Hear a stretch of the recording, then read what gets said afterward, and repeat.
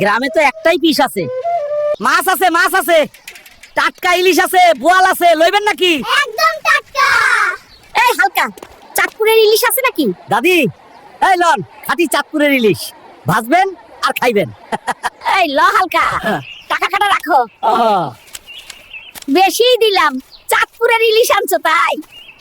আরে দাদি, কত শখ করে পাঙ্গাস মাছটা নিয়ে গেল। আহ, কি সুন্দর ঘ্রাণ। কতদিন ইলিশ খাইনি, আজকে মজা করে খাবো। আরে কেমন যেন লাগছে মাছটা।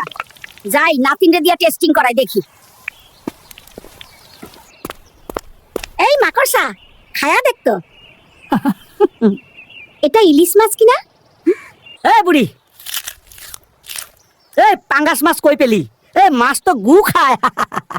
হালকার বাচ্চা হালকা, তোরে আজকে আমি খাইছি রে।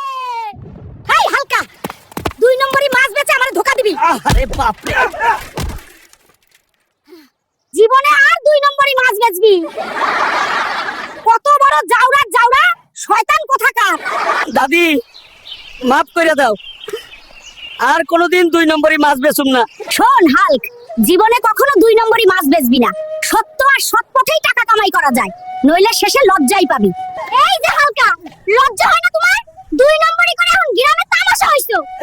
কতবার বলেছি এসব বাদ দে। আর কখনো 2 নম্বরই মাছ বেচুম না, কসম করে কইলাম।